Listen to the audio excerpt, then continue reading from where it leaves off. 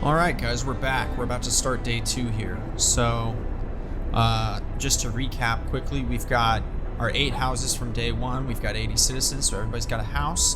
Last thing we got built was the cookhouse so we can refine our raw food. So, I've got it playing on medium speed here, just going through the middle of the night. Kind of zoom in. It's about as far in as you can get. Pull up our temperature overlay here. So everything in there is comfortable. Everywhere everybody is living or working is comfortable. And so our next objective is to build a hunter's hut. So let's quickly check on our consumption here. We are really in the green here in terms of how much coal we're consuming. So probably what we want to do is dial this down a little bit, right? So let's take this to none and see where we're at. So we're still in the green, right? So let's then go to this coal pile and take it down a bit. Okay, we're positive there. All right. So now with the extra workers we saved there, I think we can dedicate them to the wood piles. Okay, we're already maxed out there. We're maxed out there. What are we gonna need? For the hunter's hut, we just need wood. So then we can max that out. Okay. So we'll run a little bit of a surplus on coal in the morning. So I noticed that when you're running at an accelerated game speed, when the game clock hits, I think it is 5 a.m., it'll automatically slow you back down. So let's see if it does it. At least I thought it did. Yeah, there it goes. So if you're in speed mode, it's not just gonna run you through multiple days. You know, if you're looking at a text message or something, it'll slow you down when the morning comes. So it looks like people wake up here at 5 in the morning. Oh, here we go. We got one of them talking. Get a move on. Plenty of work to do. All right. So no discontent. Middle of the hope. That's pretty good. So, oh, we got a little message here. Day-night cycle. Ah, yeah. So this is what I was just explaining. So they do random stuff. I don't know if that improves their morale. I think it does. Between 6 and 8 and 6 and midnight. 6 p.m. and midnight. And I believe, yeah, you can sign laws which forces them to work a little bit more in times of emergency. Pretty straightforward. No need to do that currently. All right, so the goal for today is to get a hunter's hut up. So maybe it is that the base heating level 2 means it can function outside of the inner ring on its own. We'll see. We will see. All right, let's speed things up just a tad. You know what though? Do we already have enough to build it? We do. Okay, let's put it not adjacent to a street. All right, so we need to build a street. That's right. I was just getting into this the other day. So let's build a street like that. So 3 wood. Easy peasy, right? And then we'll put it here. All right. Okay, we're good. They're working, they're working. Now what will happen to these kind of freestanding piles over time is they will get depleted.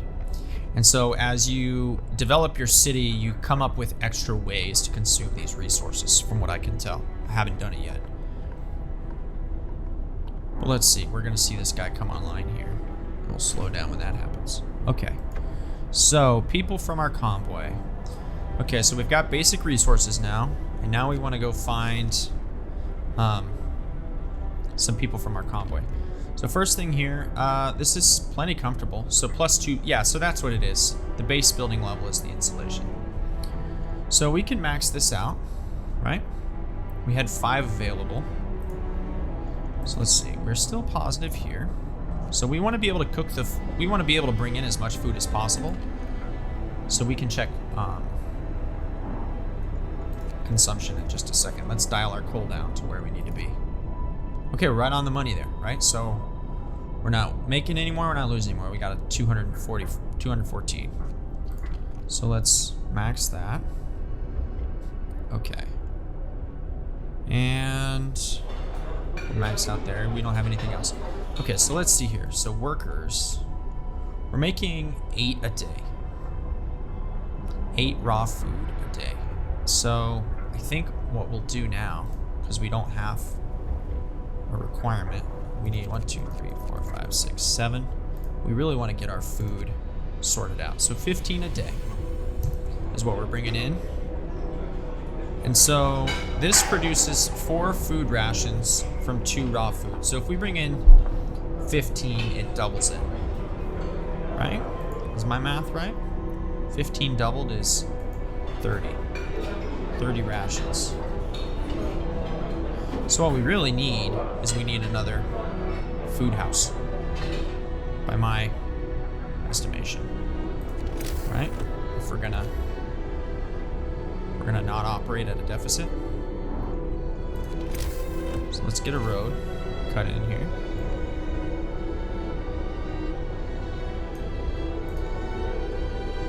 And then put in the hunter's hut.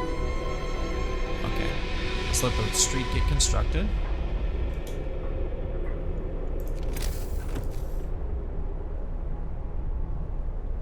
Oh. So, speed up.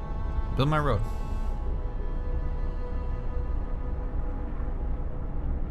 Okay, got the street now.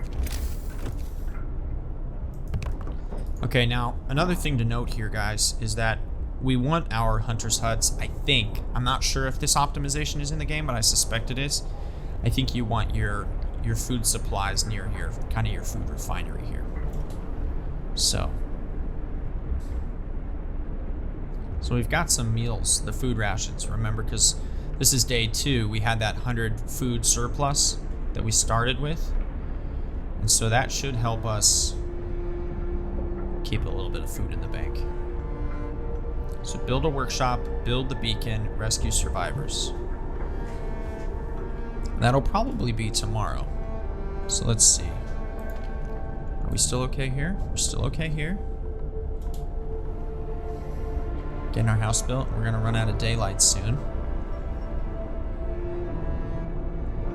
Okay. So let's see.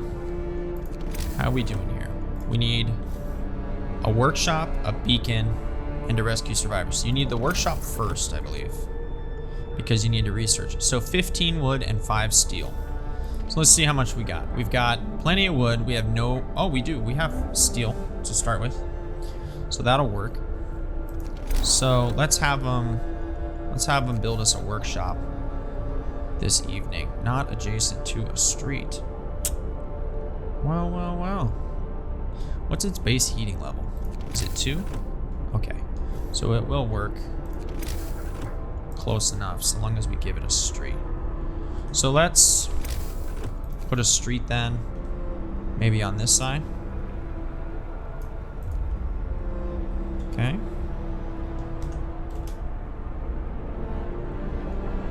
Last little bit of our day here. We can dial this down. And this pile is still maxed out. Let's max that out. So how much are we making a day? 8 a day and 15 a day is 23. And we get 4 from 2. Yeah, so that's still not enough. So we need to max this out. So let's take 7 more away from wood here so that we don't run. Or we try not to run at too much of a deficit. So 30, 30, we get 60. We should be okay. We'll see. Okay, now that road should be just about built. Street is under construction. Let's get our street built here. See, so I think this indicator, yeah, could not resume production because we're out of supply basically of food. So as soon as it's coming in, it's getting produced, I believe. Okay, so our road is done. So let's throw that down.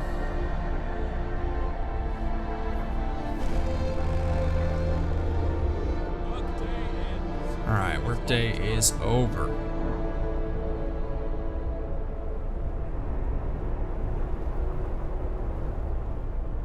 So I think this is a bug here, where after the workday is over, these guys just kind of all wander off randomly.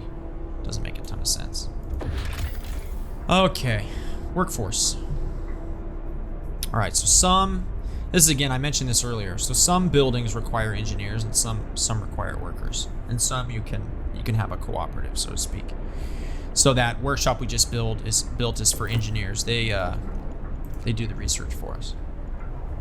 Okay, so it's closed, but we got it built. I think once that's built, we'll be allowed to build or research how to build the beacon. So not bad. Nobody's sick. Everybody fed. We got food in the bank. How we doing on? We're right on the money for coal.